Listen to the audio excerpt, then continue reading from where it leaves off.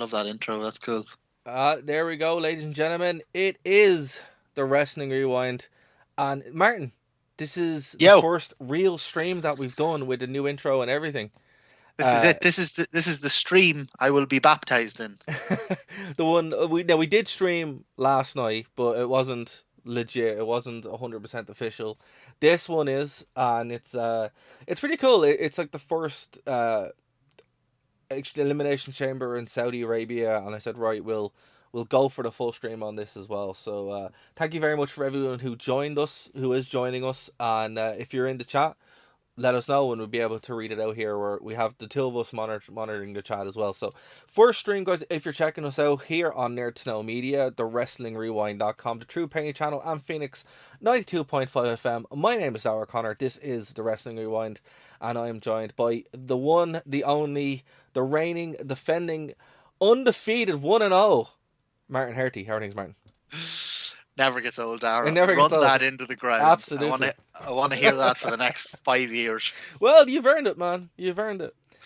I did. I stepped into an octagon one time for 2 minutes and 10 seconds, and I'm never going to let anyone forget about it. Oh no, do not. Absolutely do not. All right, man. So look, we are here obviously to do the Dan thing and talk about Elimination Chamber 2022. Yeah, and prior to this, me and Dara had a wee bit of a texty. This isn't the only interaction we have, No, and it turns out we have very different views of this. So, as much as I'm excited to talk about it, I'm actually really looking forward to hearing what Dara has to say. it's not.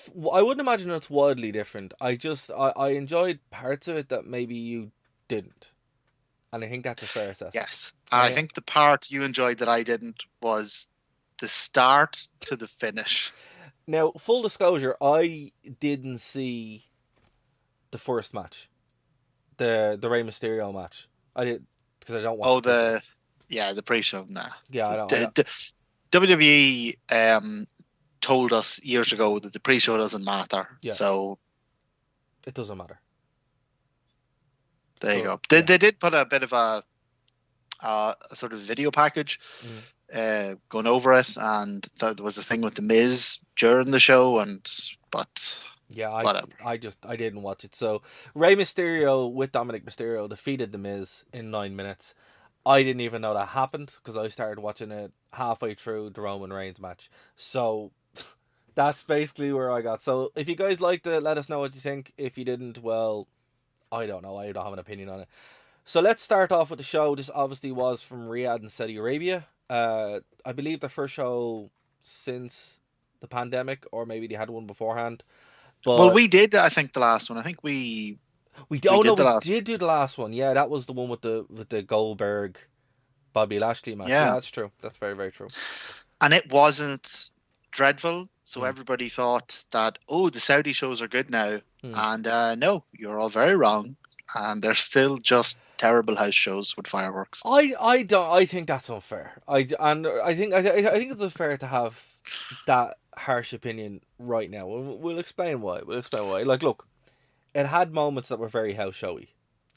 Uh, the the Saudi Arabia thing. Full disclosure, I actually reached out to James Penny to come on to the show today, and he's like, it would be too hypocritical of me to come on the show because to watch a Saudi Arabia show, and I'm like, that's fair enough. Funny story. Do you know? I take it, James. So sorry, I'm not au fait with this. I take it James has particularly strong opinions on the Saudi thing. Well, it's the same with Bryn. One of the reasons why Bryn stopped watching WWE in general is because of this Saudi Arabia thing, Yeah, which yeah. I I mean, I understand. I do understand, but I'm also like, it's wrestling. It's WWE. You know, it is what it is. But here's the thing. Did you know that in Germany, the Elimination Chamber is called No Escape? oh, this happens quite a lot, particularly in Germany. They have different names for things. For example, Austin Powers, the spy who shagged me in Germany, is the spy who loved me. So Well, do you know that? Is there a reason behind this, or what's World the? War Two. Oh God, yeah. Do you know it clicked with me as I was saying that sentence? Yeah.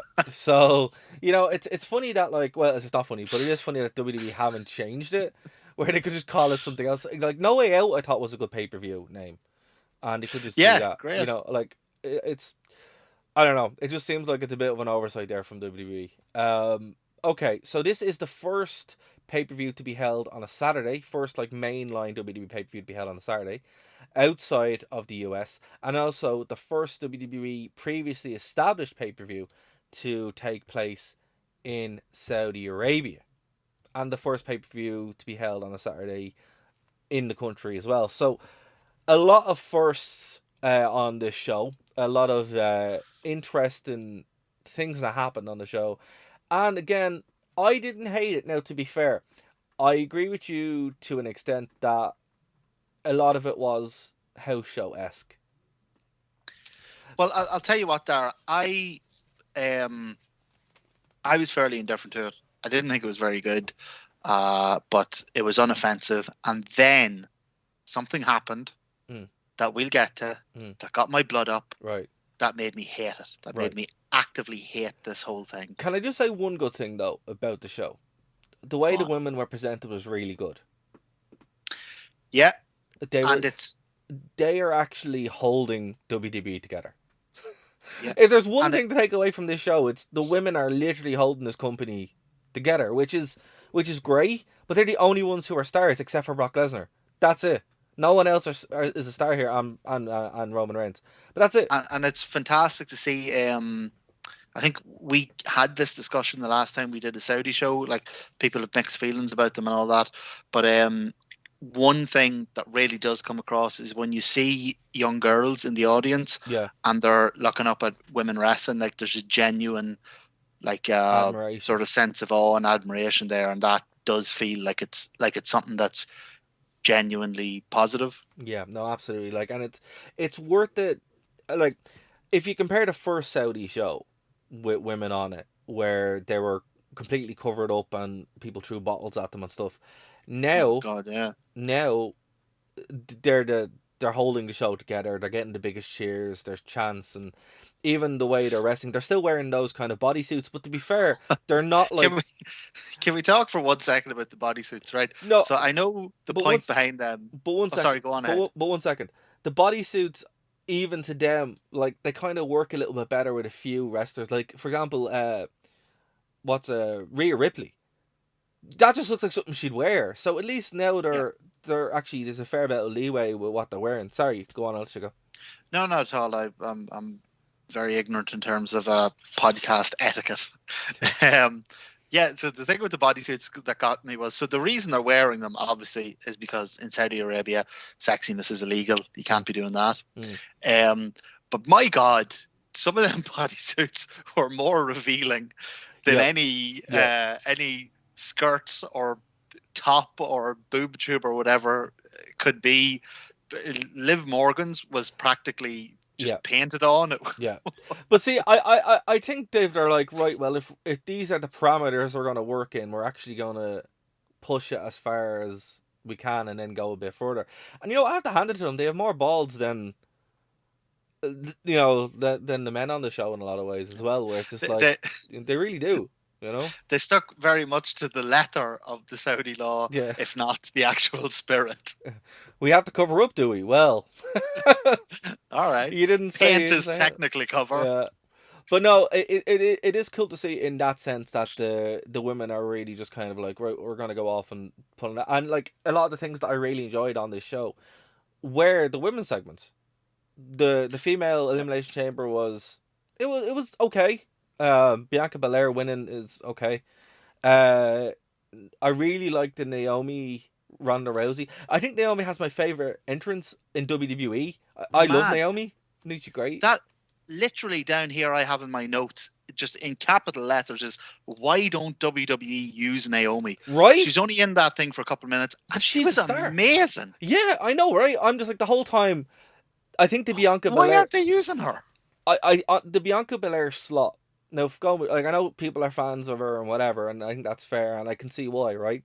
But Naomi would be better there. Her entrance is actually unreal, and it gets everyone into it and the hype, and then she's actually really good in the ring too. So she's outstanding in the ring. I think WWE really need to have kind of a review of how they're using and who they're using.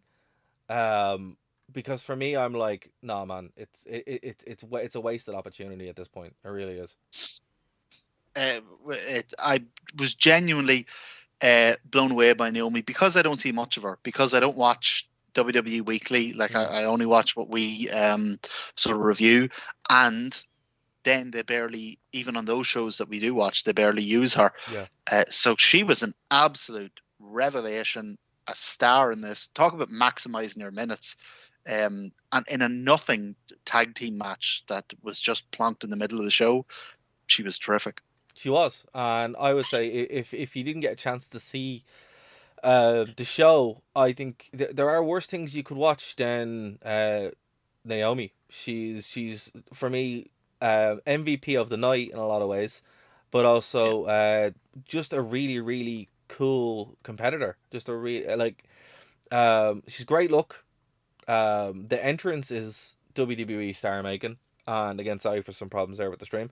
Again, we are just trying this out for the first time, so there are gonna be some hiccups. Apologies. Um, but yeah, look, I would say I know why she was there.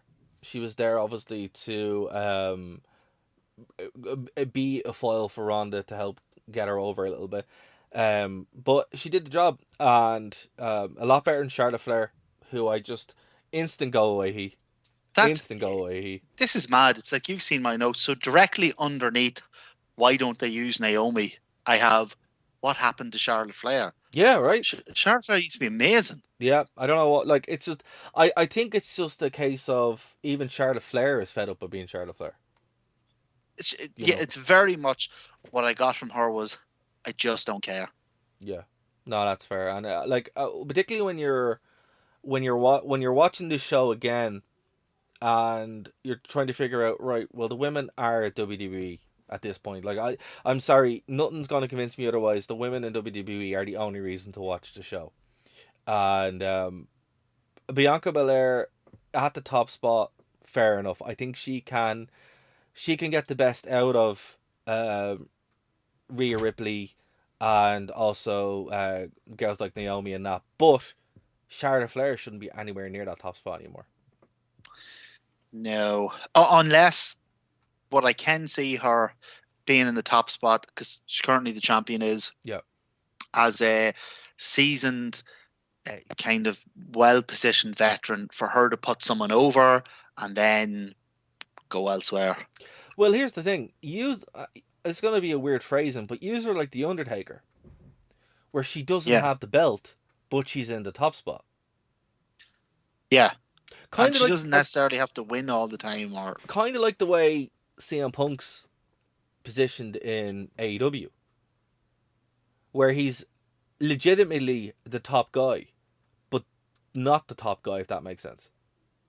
yeah, I mean, like, let's not derail this into an AEW thing because No, no, if you no, do that, I will run with it. no. But what I mean is, Uh, like, I think that's a good comparison for her. That's a good position because then you're able to actually, um, she isn't hogging the belt. The belt isn't, like, for example, Becky Lynch is a phenomenal champion. yeah, That match she had with Lita was very good. The story they were telling was really, really good. And yeah, I'm like, okay, whoever wins here, we win, right? With I can't say that with Charlotte Flair. If Charlotte Flair had been in that position tonight and she was against Lita, I would have been annoyed that Charlotte had yeah, won. And that's not what you want when your yeah. I world mean, champion is there. The match with Becky. I mean, obviously we'll do our proper match by match review. Mm. But it was a bit botchy. It was a bit stilted. But overall, I think it was one of the matches of the night that I enjoyed more than others. Yeah. Yeah, no, that's fair. That's fair. And look, this wasn't a high class show. It wasn't a high caliber show. To be fair, if you guys were watching the stream last night, we covered WCW Bash at the Beach 2000. That was a better show than this. And I Oh, mean, and I mean that with all sincerity in my heart. It genuinely was, and I think it's for the reasons that we're gonna get into. This really felt like, as you said, it was very house showy. It was very committal. The February pay per view that WWE do has always kind of been just kind of there. I don't get the point of it. Like it's so often it seems to actually hamper the momentum going into WrestleMania. In fact, I think the one that they used to have before WrestleMania used to be called Roadblock, and that actually made sense because it did actually slow down the run into Mania. Well, the next show they have, according to Wikipedia, is Stand and Deliver, and I don't know what that is. But I think that's NXT. is it NXT? Oh yeah, that Yeah, makes sense. I'm surprised they're giving NXT 2.0 pay-per-views. Yeah, well they haven't. Premium live events. Well, they haven't said yet because it's still TBD. So, also that is the most annoying thing that I've heard in a long time. Premium live events. What? Why? Just call it what it is. Like, I need to see like a 4,000 page in-depth biography or like a 10-part film about the mind of Vince McMahon. I do not understand the issues he has, the things that he picks up on that he says this cannot stand.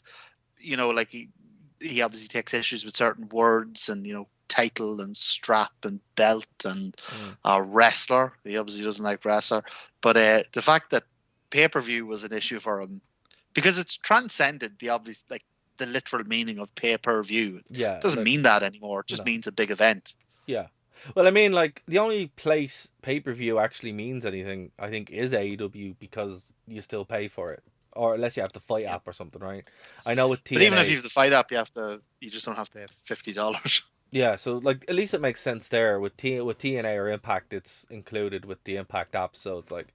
But look, it's there for a reason, but...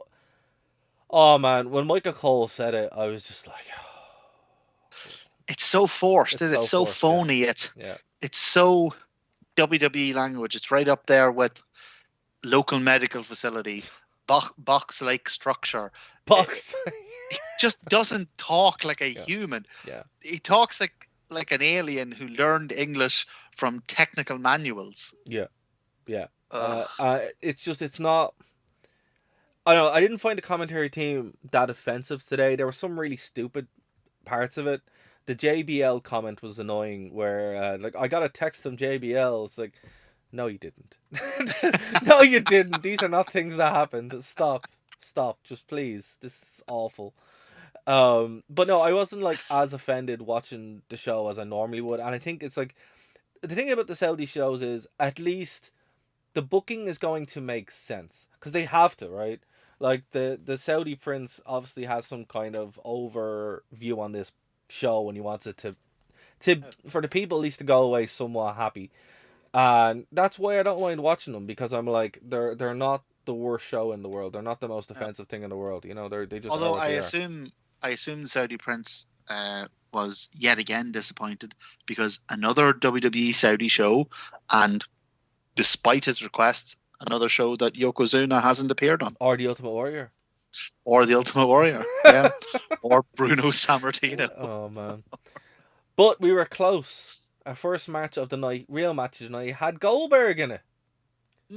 Going against Roman Reigns in a 6-minute match. Now, to be fair, this is when I started watching the show, and I was like, well, we're starting off with the Universal title, so obviously Roman Reigns and Goldberg wanted an early night, so fair play.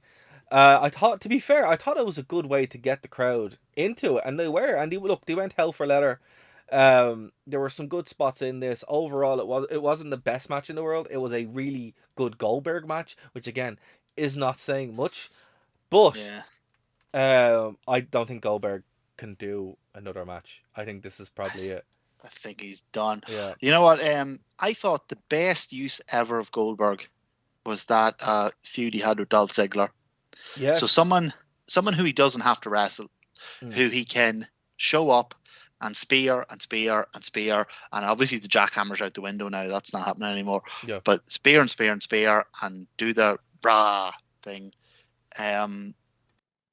So before I even talk about this match, one thing that was like a constant throughout this whole show was the pay-per-view started, and it was 20 goddamn minutes before the bell rang for this match.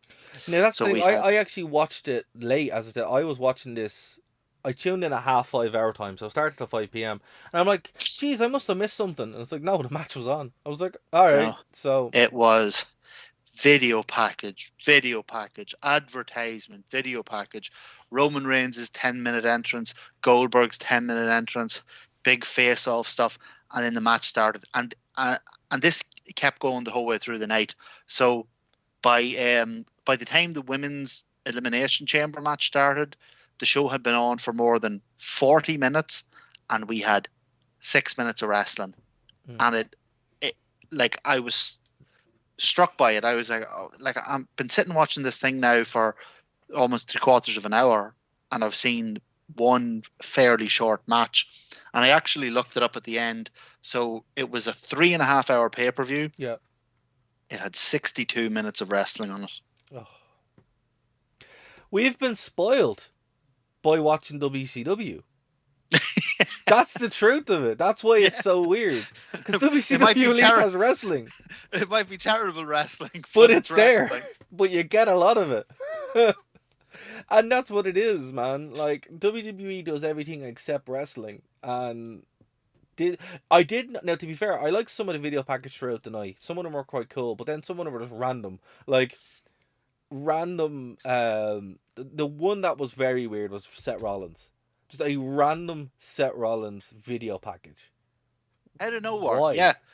And it was a face as well. It's like, are we meant to cheer him? Because he's not winning tonight. Oh my God, Dara, you are in my mind. I literally have down, the first note I have from the men's Elimination Chamber is Rollins a heel? Yeah, I didn't know. And the video package made it so much weirder, because you're like, are we supposed to cheer him? Because that video package suggested to me he's winning. Last month he was presented very much as kind of the fighting underdog against Roman. Yeah. But on the other hand, he is possibly the single most unlikable person I have ever encountered. Yeah. So I don't know. Like, it didn't make any sense. I don't know what WWE were trying to do. I don't know what they were. But you know what this probably was? Now, as someone who edits shows, sometimes you run out of time, particularly when you're on networks, and you need to fill time. And you run ads. And you just have a bank of ads. And I think they just needed to fill time. So they were like, what do we have? We have this Seth Rollins package. Let's run that. Yep. And that's what it felt like. Or let's run the ads for the new T-shirts. Let's run them again. Yeah. Or let's run the bloody WrestleMania ad. By the way, that ad came up 3 times, and I don't know who their marketing team is, but stupendous. Oh God! It's just a word. You know what? When you kept saying, not a selling point. When they need to get rid of all of them. When they kept saying it, I'm like, is this coming to England? WrestleMania is spiffing. Yeah, and I was just like, it feels weird, and I was just like, oh, I hate this. And it's like, no, this is just, it's happening in Dallas or something. It's like, what? Why? What are you doing? Yeah. Crazy. Stupendous, magnificent. It's like they just went on to like thesaurus.com and typed in good. It was like, this is our WrestleMania marketing campaign. All the synonyms for good. Well, sure. Look, this is what they've done. Last year, WrestleMania was box-like structure, so Stupendous has replaced it. Although the best, what I will give them is, I did like the wee cheeky, stupendous, brilliant, magnificent, awe-inspiring, breathtaking, dynamite, excellent, wonderful. Yeah, that was fun. I love that they threw in dynamite, you know. Well, speaking of which, there was a rumor going around with no credibility, and I don't think anyone had any credibility on this, that Cody Rhodes was going to be backstage, or that he was backstage, or in fact that he was going to be in the Elimination Chamber this year. Well, I'll tell you what. When they carted out Bobby Lashley for no goddamn reason whatsoever, I did think that was, I was sitting there going, is this Cody's debut in Saudi Arabia? Yeah, but here's the thing. I do believe if this had been on US soil, probably. It was so strange. Well, look, we'll get to it. We'll get to it. We'll get to the main event. Okay, so, look, Roman Reigns still your champion. I do think Goldberg is done. I did like the finish, the guillotine. I mean, it was creative. Goldberg looked really good, particularly the exchange that led up to it. One thing that was marked about this night was that matches just ended.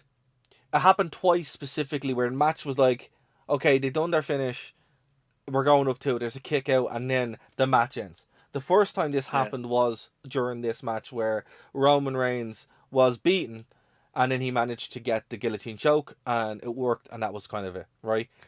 And the next one I'll highlight when it happens. But it was 6 minutes. It should have been about 10 to 14. But then again, it's Goldberg. We were lucky with what we got. I did not like this match. I totally don't. I totally do not blame you for that. I like let me say I entirely understand. Goldberg's 52. Goldberg is never a good wrestler in his prime, and now at 52, you know. But man, this was punch kick, spear, Superman punch, spear, Superman punch, try the jackhammer into the choke. But that's it. It's a Goldberg match. You know, if it had been anything more, it would have been him killing. But here's the thing: WWE can agent really good, or not even good matches, but thrilling matches from, you know, underwhelming performers. So the main one I'm thinking of is the Hulk Hogan Ultimate Warrior WrestleMania 6. Like, neither of those are great wrestlers. But that match I thought was agented quite well. Like, they built it quite well. Like, it was a lot of spots that wouldn't go over well nowadays, you know, like in terms of the bend the fingers and the bear hug and all that. But the match did what it needed to do, and it built a certain level of drama. This match was punch kick, couple of moves, and then, like you say, it just sort of limped to an anemic nothing end. Yeah, and it was to build up. Like, they started planting the seeds of where they'd go, where, you know, Brock Lesnar is facing Roman Reigns at WrestleMania, and they started planting the seeds of the overall storyline. So you kind of knew what was going to happen from the first match. Yeah. Well, what I will say about Mania is that Roman Reigns hasn't a chance. Roman Reigns struggled against a 52-year-old man, and Brock Lesnar murdered 5 people single-handedly, just on his own. Yeah, there's no way. Like, there's no way. There's nothing. There's no other possible outcome now. No. If Brock Lesnar loses to Roman Reigns, it's the dumbest thing I've ever seen. Yeah, like Brock Lesnar not only won the Royal Rumble, basically, you know, he could have been there and beat them all himself, but he also won the Elimination Chamber. He also beat the Elimination Chamber structure itself. He has a goddamn already has a main event match at WrestleMania. He just went and did it for fun. They give him the Elimination Chamber as well. Yeah, for fun. Why not? So like, look, he's awesome. He is amazing, and the way he was interacting with people on his wee jokes and stuff, like, he seems like he's great crack. No, one of my favorite bit of the whole thing was when he had beaten the hell out of Austin Theory, and he does a fake selfie with him. Yeah. That was brilliant. He's great. Fantastic. Like, I came out of this really loving Brock Lesnar. Yeah. But also thinking, they have literally nobody else. No, like, we'll get to it. We'll hold on to it for a second, because apologies. No, it's okay. There is a lot to talk about. Right, Bianca Belair defeated Alexa Bliss, Doudrop, Liv Morgan, Nikki Ash, and Rhea Ripley for the Raw Women's Championship. I was so upset by this because I think Rhea should have been champion. She's a much better champion. But also, Alexa Bliss and Liv Morgan look exactly the same. We have such bizarre perspectives. They look I'm like, and I love Alexa Bliss, but I'm like, they've just morphed Liv Morgan to look like her. It's like, what is this? So look, it was 15 minutes of kind of nothing. It could have been a lot more. Okay, I'm gonna let you talk a bit, because we have different thoughts on this. So how did you see this? Did you think it was good, bad, and different? So I very much saw this as a chamber of two halves. It was dreadful. It was up until Alexa Bliss came out. Okay. And Alexa Bliss came out and she was on fire. Yeah. And I was like, oh, brilliant. There's a wrestler in the ring now. And it's so true. It's fantastic to see her getting to wrestle again. Yeah. Because for the past 2 years, she hasn't gotten to wrestle. She's had to skip around the ring and throw douilles at Randy Orton and whatever else. So and come out of box-like structures. Box-like structures. So thought Alexa Bliss was great. Thought Bianca Belair was great. Once Alexa Bliss came out, this was a much better match. And Bianca Belair was great as well. But up until Alexa came out of that chamber, this thing was dreadful. He finished. Like, obviously they had to do the Elimination Chamber. This is the problem with doing. To be fair, the Elimination Chamber is the only pay-per-view gimmick match where it isn't hurt by being a pay-per-view gimmick match. Like, it makes sense. You can do the Elimination Chamber, and it's like, right, we know it's going to be at this time, and it's like the Royal Rumble. It's Teflon in that sense. But yes, but it also means that when it's bad, it is bad, and they should have had something. Again, Bianca Belair, she's not the right champion here. She's much better when she's chasing. How I would have booked this is Rhea Ripley winning. That was her storyline, because again, on commentary they're all like, she took it 2 years ago. She showed up on Raw. She wanted the belt. She'd have her win, and then you can have Bianca Belair get the big victory at WrestleMania. That's what I would have done. I don't know if it's the booking. I don't know if it's the way WWE does things. But see, when the entrances started and Rhea Ripley came out, I would have 100% agreed with you. And when the actual match started, I was not at all impressed by anything Rhea Ripley did. That's fair too.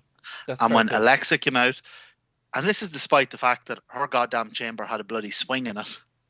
When Alexa came out, I was like I said, finally, there's a bloody wrestler in the ring now. I thought she was great. I thought she was fire. I thought she was an absolute level above everyone else in the ring. Everyone else in the ring was very training center. Well, look, power plant, whatever. Right, Doudrop, Liv Morgan, and Nikki Ash. They have no real storyline at the moment. There's nowhere for them to go. They're just kind of there. Rhea Ripley has a story, and I agree, she's nowhere near Alexa Bliss. They could have done shenanigans, but then again, in Saudi Arabia, you can't really do shenanigans. There has to be a finish. I'd be interested now to see where this goes. Alexa, Rhea, and Bianca. There's your WrestleMania. There's a strong WrestleMania main event there, but I don't think they're going to go there. They're still probably going to do something. Well, obviously Becky and has to go do something as well with Charlotte, and there's the whole Ronda Rousey thing. But it's a mess. Can I ask you something, Dara? Yeah. So, do you remember last night we were talking? Last night to me and you, obviously to listeners, it'll depend on when you're listening to this. But do you remember we were talking about the Kiss Demon? Yes. And how he was guaranteed a main event, but the main event was like the third match on the card or whatever. They just come out and said it was the main event. Am I getting something wrong? During this Elimination Chamber, they said that the winner of this match will get a main event at WrestleMania. Now, correct. They have a men's Royal Rumble who gets the main event at WrestleMania, and there's a women's Royal Rumble who gets the main event at WrestleMania. Fair enough. There's 2 nights of WrestleMania, and now there's the Chamber, and somebody else gets a main event at WrestleMania. Right. Is this going to be like a Kiss Demon main event? It depends who it is. Your pre-show main event. Well, look, if it's Bianca Belair and she doesn't have a storyline with someone, it might as well be a main event like that. But I don't know what WWE are doing. Again, the only reason to watch WWE now is the women's division, because that's the only thing where something's happening, and nothing sums that up more Then the Drew McIntyre match, what happened 2 matches later on. So look, we'll move on. Talk about the tag team match. I was really impressed by Naomi. I think Naomi is the future of your women's division WWE. Perfect. She is brilliant. Yeah. I really like Ronda Rousey coming out in the gi. I thought that was cool. Ronda, that's the other thing I want to say. Ronda was bloody great. She's brilliant. And she's so Yeah. much better than she was at the Rumble as well, which was a really great surprise. And it really brings into focus just how goddamn I'm changing my words here so I don't swear. So goddamn awful fans were to her for no bloody reason. Yeah. No, it sucks. Like look, as I said, Naomi and Ronda, they're your two faces. Put a rocket on them, go to the moon, because they're just brilliant. They're just even brilliant. When they announced in this match, when they announced the hand tie thing, like Ronda's going to have a hand tied behind her back, I said, what idiotic nonsense is this? It worked. She worked it. Yeah, she did. She great. She did some great spots. Right, there was a couple of flubs, a couple of botches, but nothing. No flubs or botches that didn't happen to other wrestlers throughout the show who didn't have a goddamn hand tied behind their back. Yeah. So Ronda was great. But you know what Ronda is? I'm getting a lot of Stone Cold Steve Austin 1999 energy from this feud. Yeah. That's what this feels like. It feels like Charlotte Flair is The Rock, Sonya Deville is Vince McMahon, and that's kind of what it feels like. Go back and watch some of those shows from 1990, and they're booking her that way. But then, again, like, the low point here was when Drew McIntyre and Madcap Moss came out, and that was 9 minutes of garbage. Oh my god!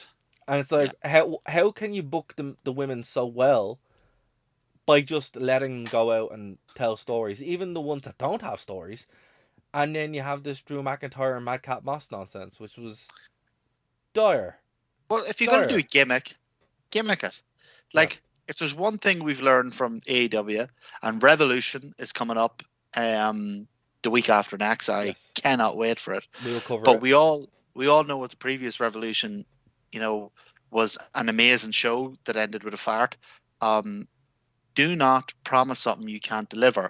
So before this match started, again, there was another lengthy period of video packages, and Drew McIntyre was going, it's false count anywhere. I might bait you in the desert. I might drown you in the Red Sea. And then, no, he just slapped him up the ramp a wee bit, and then they went back to the ring. Yeah. It was so flat and so pointless, and it's like, we've seen a good fall count in our match from Bobby Lashley and Goldberg. If you're having a worse match than Bobby Lashley and Goldberg, you should probably rethink it. And everything about Madcap Moss and Happy Corbin, and it's dragging Drew McIntyre down, because everything about this screams Raw mid-card. Yeah. Raw mid-card. Yeah. Not even a Raw main event. No, mid-card. Solid IC title reject. Yeah. And we need to do a separate show. Just what you've said there. We need to do a separate show on what they have done to the IC and the US titles. They weren't even defended. I don't even think they made an appearance. I don't even think they made an appearance. And we're going to get into it, because do you remember I mentioned earlier a thing that made me go from this show was to I actively hated it. Right. It's the tag team thing. We will get to that. That is horrendous. My God, if WWE are so bloody eager to show you that they do not care about anything less than their four world titles. Yeah. Becky Lynch and Lita had probably matched the night for me. I loved it. I absolutely loved it. Becky Lynch is a great champion, looks like a star.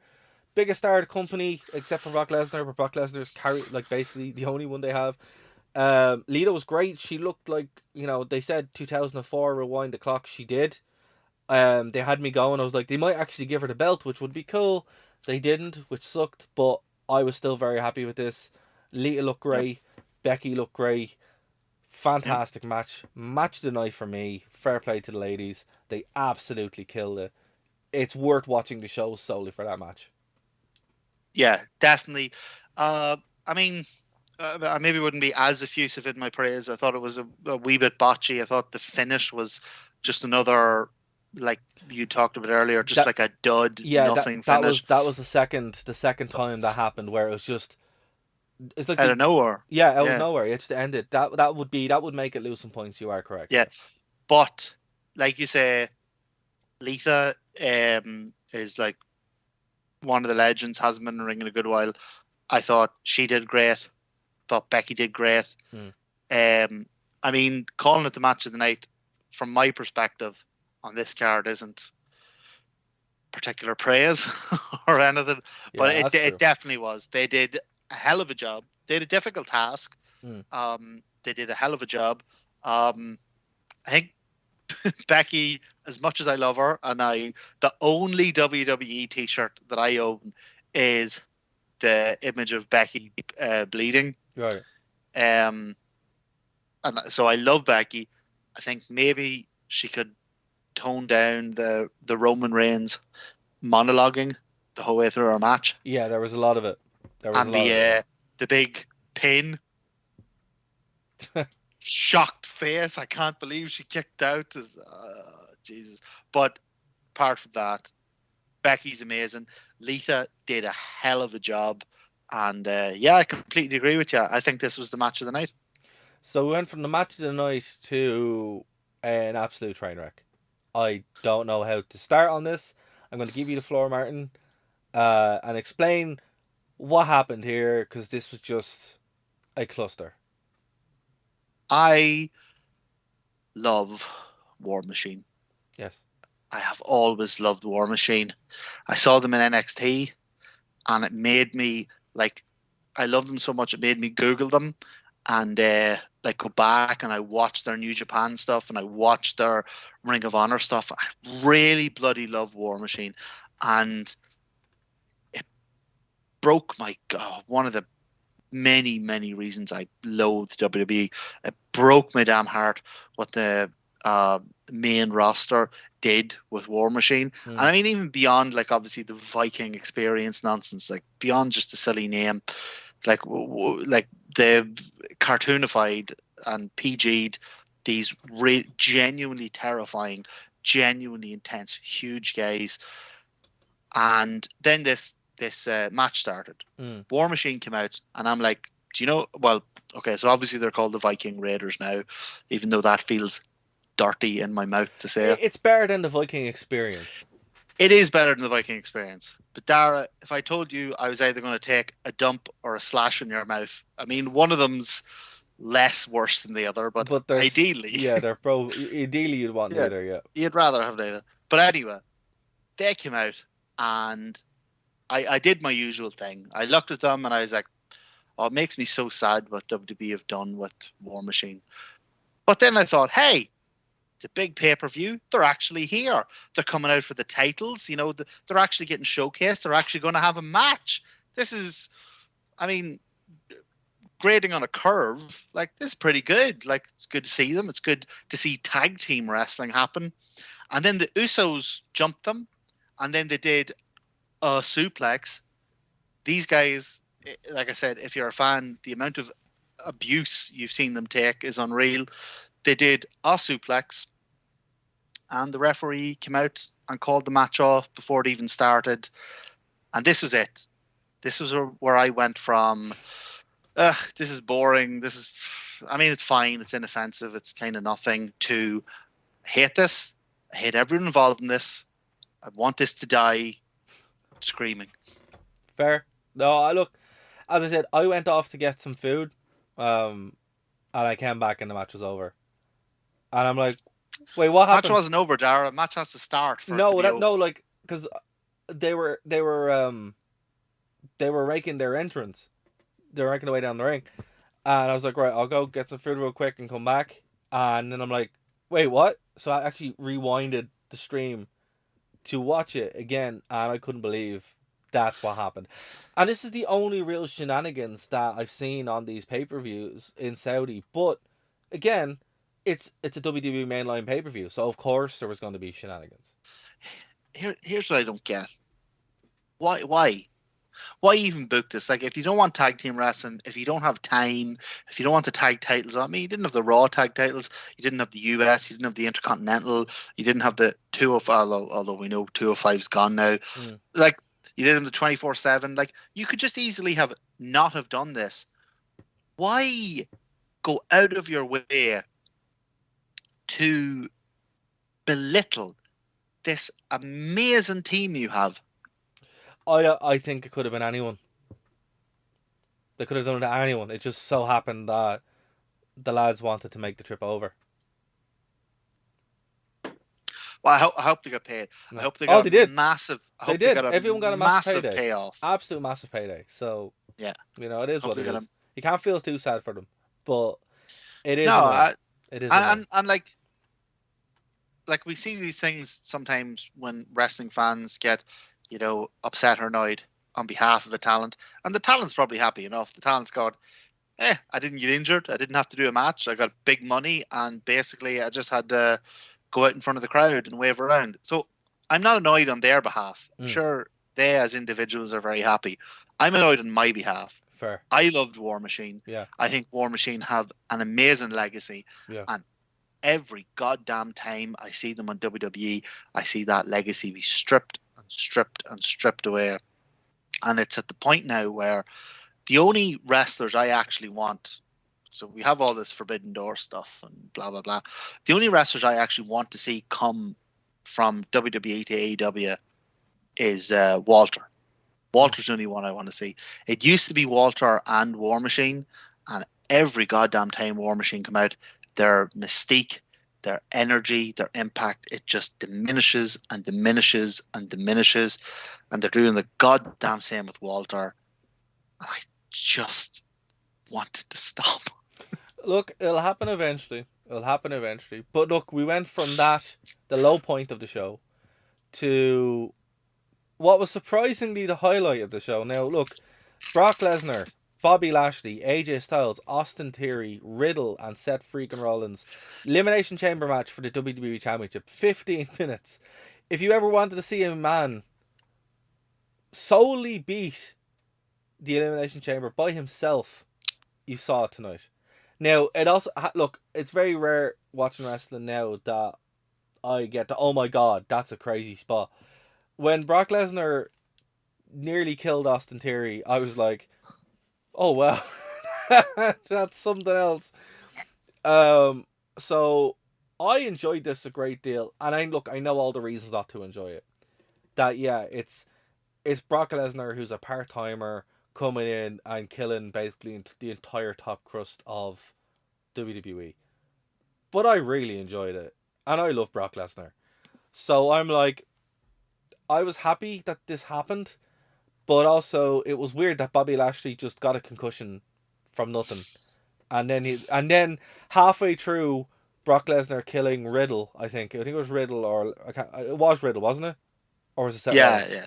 And well, I mean both, but yeah, within the space of like a second, that happened to both of them, and then they're like, "Oh wait, Bobby Lashley can't compete, so it is going to be a new champion," and it was weird, man. It was like, what's the point of even having this match? Because it was a match until Brock Lesnar showed up, and then it was like the Rumble where he just bulldozed everyone. Like, yeah, so there's two ways of viewing this. If you are just viewing this entirely objectively as a viewer, which is probably the way you should view wrestling like that. I mean, it's a show. Maybe like fans like us get far too into it, and we look ahead and we go, oh, where's this going? Where's that going? And we like know all the background stuff. And yeah, so maybe we get too into it. If you just view this objectively, singularly as a match, this was great. Yeah. This was a good match. And then Brock Lesnar come out, and then it was the Brock Lesnar parade, which is awesome. It is. Because he's terrifying. He's amazing. He's unstoppable. Like, if you're just viewing this as a fan, no complaints with this whatsoever. The problem comes when you start looking into some of the detail of it. So the first thing I'd say is, as we said earlier, what the hell is Seth Rollins? Is he heel? Is he face? Is he... I don't know. I just know they keep presenting him as one thing, and every time I see him, I think he's the most unlikable person I've ever not met.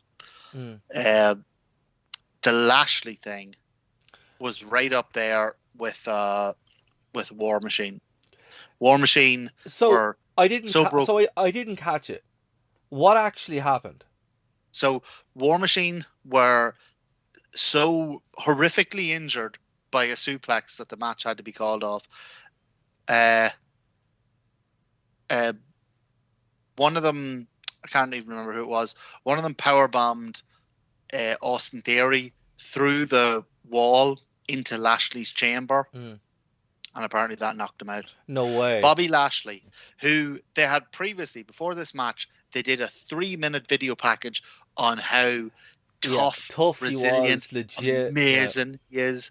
And then someone gets powerbombed, not even into him, into the wall, and then the wall breaks, and then they fall on him. Well, you know what, Martin? I figured this out. So from my journalistic experience of talking with Bobby Lashley and interviewing Bobby Lashley and knowing Bobby Lashley, I know what happened here. Go on. He had a golf game to get to. Is Bobby Lashley a golfer? Bobby Lashley is the biggest golfer ever. I remember I interviewed him one time for TNA, and I was asking him, so who are you going to wrestle tonight? You know, who are you excited? Because he didn't tell us who it was. And he goes, well, I don't really know. I'm just excited to play golf. Folks, this is why you listen to the Wrestling Rewind, because we have the scoop. This is true, folks. Mr. Golf, Bobby Lashley, that's all he likes to do. That's what the video package didn't show. He loves playing golf. So Jeddah must have some great golf courses. So he was like, lads, you guys can do what you want. I'm just going to go play golf. So that is what actually happened, folks. I would put money on it that right now he is off playing a couple of rounds of golf in Jeddah somewhere. That's what he's doing.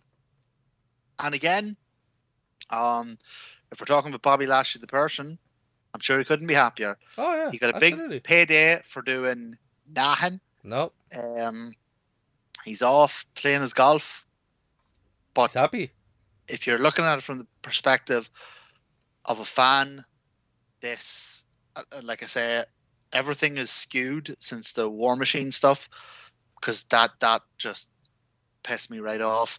So I was in a bad mood, and this just escalated things. I was so annoyed by how that they built him up so much, and then he was concussed by and the worst part was they showed the replay. Like Austin Theory lands on like his knee.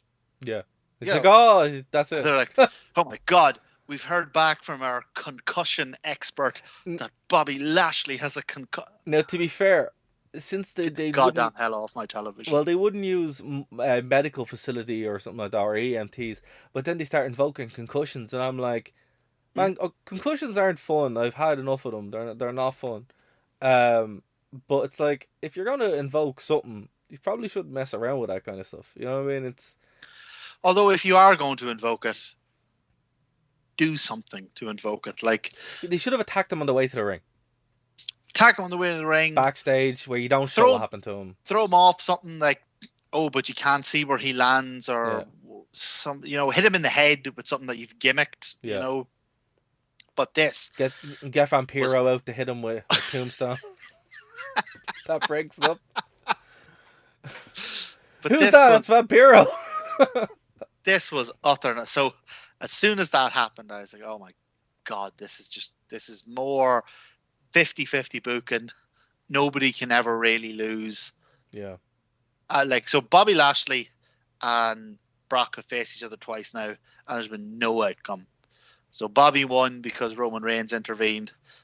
Brock won because Bobby Lashley, a small man, fell on his knee and he got a concussion, because, as all biologists know, the greater part of the brain is in the knee. Absolutely. I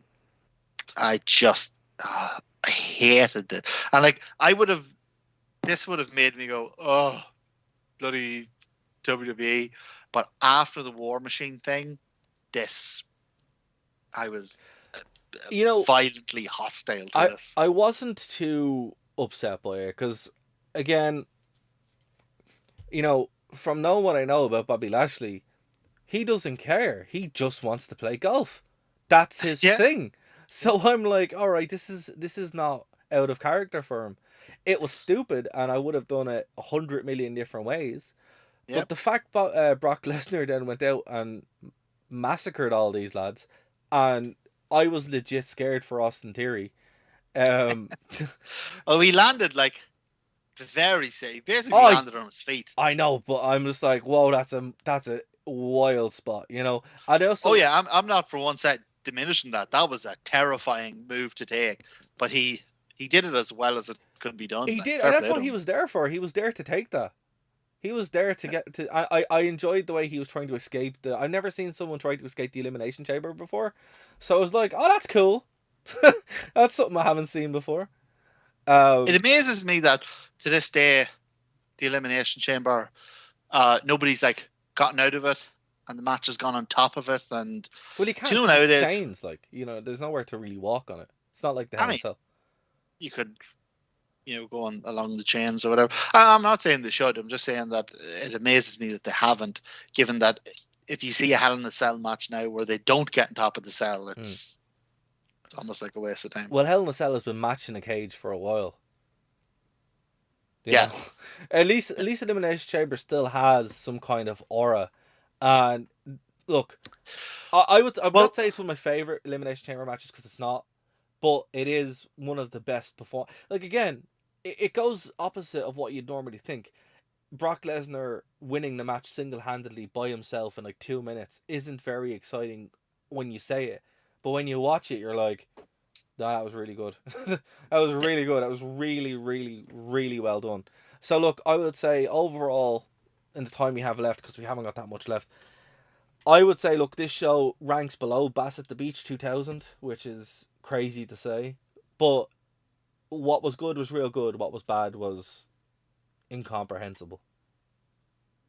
yeah, I think Dara's been a lot kinder to this than I would. I would say that the Elimination Chamber, they're going to have to. I actually like it.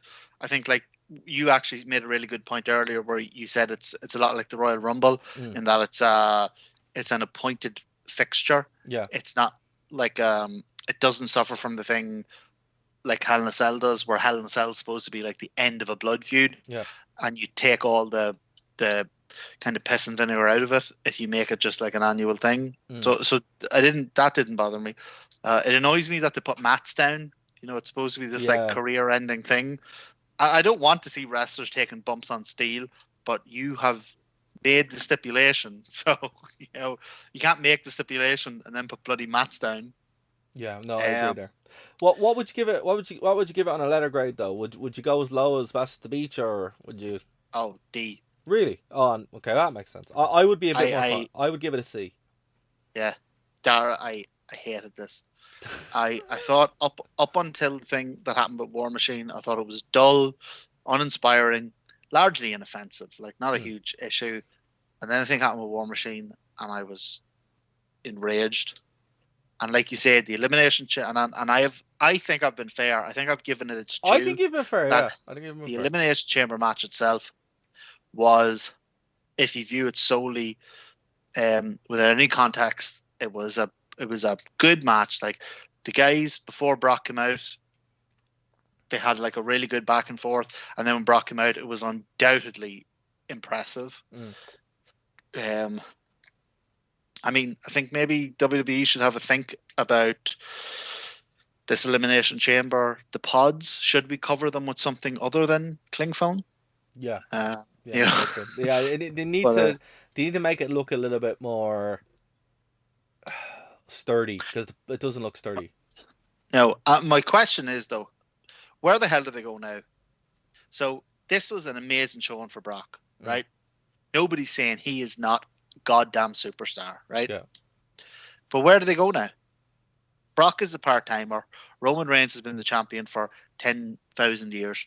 One of them has to win at WrestleMania. Brock. What happens then? Like, who have they built? Like, they made geeks out of their entire Main card. top tier. Yeah. All the people who could challenge for either title, they beat absolute geeks out of them. Yep. Brock Lesnar came out and he murdered every single one of them without breaking a goddamn sweat. Yeah. Where do they go from here? As I said, I don't know. Like, WrestleMania is interesting. We're obviously keeping an eye on it. I'm not going to put myself watching Raw and SmackDown week to week. There's 6 weeks from WrestleMania. We'll obviously cover WrestleMania when it happens. But until then, like, I don't know. I don't. They've written themselves in a corner here, so it just kind of is what it is. For us, Martin, all I know is next on the docket for us is AEW.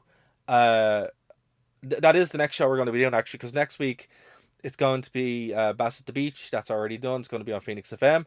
And then the week after that, it's going to be AEW. And then we're back to WCW. So I cannot tell you how goddamn hyped I am for Revolution. I think it's going to be amazing. Well, look, I'm looking forward to it too. It's going to be a lot of fun. There's no Cody Rhodes. So no Cody Rhodes tonight. It's a whole thing we didn't even touch on. Whenever they carted Bobby Lashley off, I was like, this is it. This is where Cody debuts. You know what? Again, if it had been on American soil, I think it probably would have happened. I would say probably look for it after WrestleMania. But look, I'll tell you what, because there's a whole world of things to talk about Cody, will we keep that till the Revolution review? Yeah, we will. We'll keep it until the week after. But Martin, we've run out of time. Thank you to everybody who joined into us on the stream. If this is your first stream, we're streaming again, so we're finally able to do it. You can join us here on YouTube, on Twitch. Also, if you don't catch the streams, we're on Phoenix 92.5 FM, and of course we're on Spotify, nerdtoknowmedia. Check it all out there as well. Martin, is there anything you want to say before we get out of here? No, man, it's great to be doing this stuff live. I hope we get to interact with people and stuff. I normally have some funny thing to plug or whatever, but just this time I just thought I'd say really cool to be here. I'm really happy to be a part of the Wrestling Rewind. Dara and Dave have been incredibly kind and welcoming to me, and I'm just very happy to be here. Punk, fight me. Exactly. Punk is still not responded. So we got 3 weeks now. 3 weeks now. But guys, again, if this is your first time checking us out, subscribe. That really helps us. If you're on Twitch as well, you can leave comments there as well. This channel is going to be active again. So until next week, this has been the Wrestling Rewind. Bye, guys. Keep our left. Join us at